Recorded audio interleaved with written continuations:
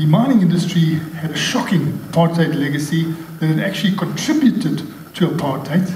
Will the new identity be a sunrise that we can deal with from scratch and build a nice new way forward for mining, which can contribute so incredibly if it is done well? The change to the Chamber's name and all of that is designed to establish a new beginning.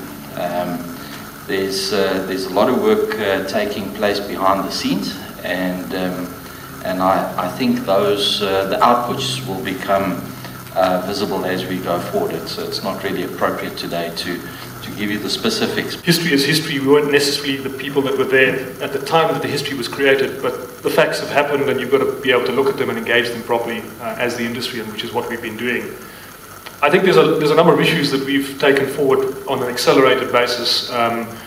We phased out entirely single-sex hostels. That was part of our charter commitment. We've done a lot of work on employment equity, which is a legacy issue. And the housing issue was very much a migrant labour issue.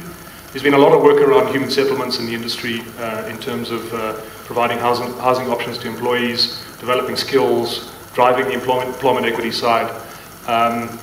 And then we've done a lot in terms of looking at other legacies around the payments to ex-mine workers in terms of pension funds. So those are all part of a process about making sure that we acknowledge that these things took place in the past and that we're contributing to a positive future as the industry, and that's part of this process around our own brand health and about how we represent the industry. It certainly is not a view from the Chamber's side that we've lost any effectiveness. In fact, I think the Chamber is more united and more capable and more able to engage government, whether it's through direct conversations or through the courts.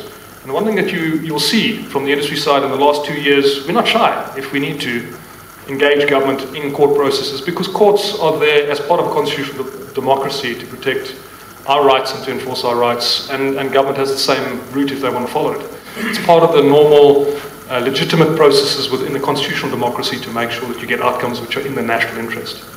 We should really be thinking about what the end state of a transformed mining industry should look like.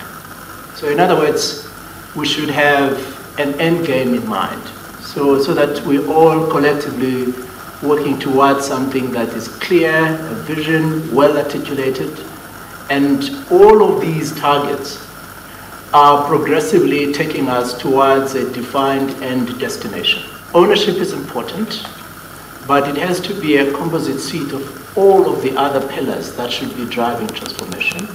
But we should really focus ourselves on what would be the end state of a transformed industry, a transformed society, which would also be an inclusive society. So I think it's really a conversation that we would obviously need to have with all of the affected stakeholders to drive that sense of mission and a sense of journey.